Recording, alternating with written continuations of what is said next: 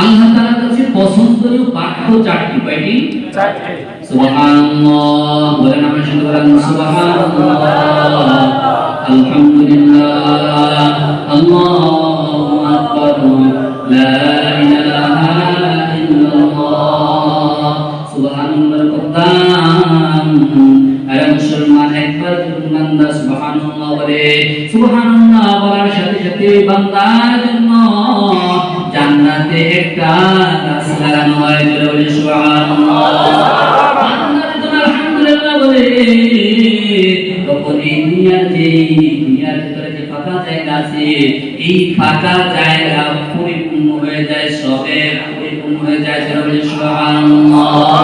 এই দুনিয়া ফাঁকা জায়গা পরিমাণ সব দান করেন কে? কে বলে?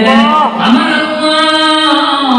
বান্দা যখন সুবহানাল্লাহ বলে, বান্দার জন্য জান্নাতে একটা গাছ লাগানো হয়। তখন একবার আলহামদুলিল্লাহ বলে, এই দুনিয়ার ফাঁকা জায়গায় সব দিয়ে পরিপূর্ণ করে দেন কে? কে বলে? আল্লাহ। যখন বান্দা লা ইলাহা ইল্লাল্লাহ পাঠ করে মুসলমান, আল্লাহর নবী হযরত মুসা আলাইহিস সালাতু ওয়াস সালাম আল্লাহ তাআলার কাছে প্রার্থনা করে, ও আল্লাহ, আমাকে এমন একটা কালিমা শিখা দেন, এমন একটা বাক্য শিখা দেন, যেই বাক্যটা পড়ে আমি আপনার নিকটবর্তী হতে পারি, আপনার ভালোবাসা পেতে পারি, আপনার কাছাকাছি পৌঁছে যায়। আল্লাহ তাআলা বলেন, মুসা, ও আমার পয়গম্বর, তুমি পাঠ করো লা ইলাহা ইল্লাল্লাহ, লা ইলাহা ইল্লাল্লাহ, লা ইলাহা ইল্লাল্লাহ, লা ইলাহা ইল্লাল্লাহ, লা ইলাহা ইল্লাল্লাহ, লা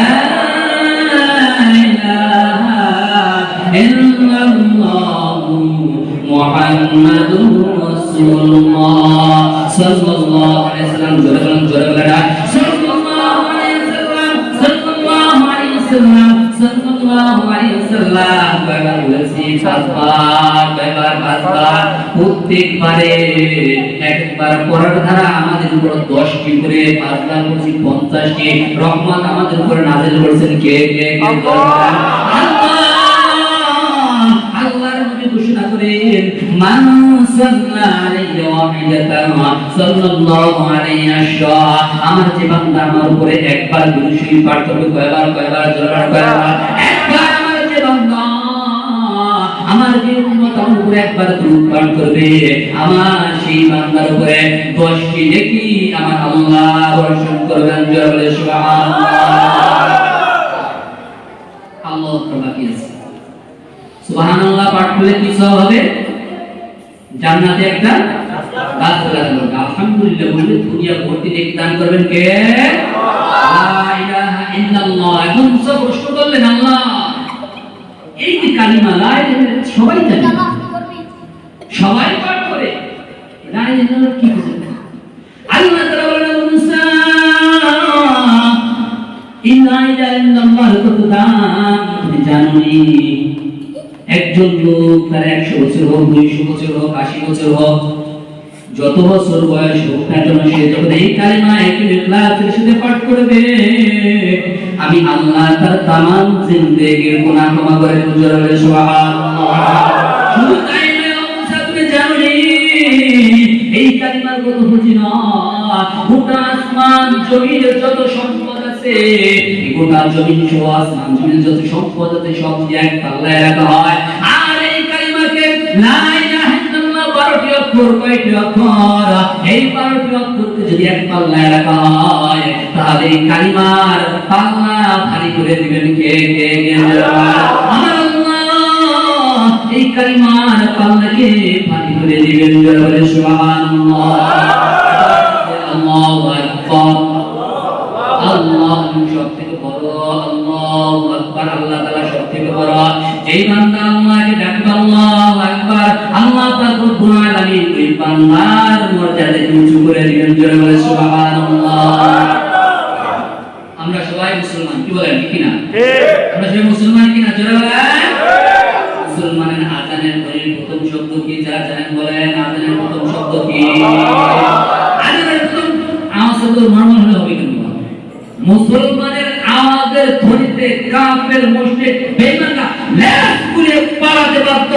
ঠিক কিনা?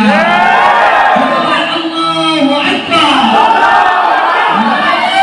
তাকবীর। আল কোরআনের আলো,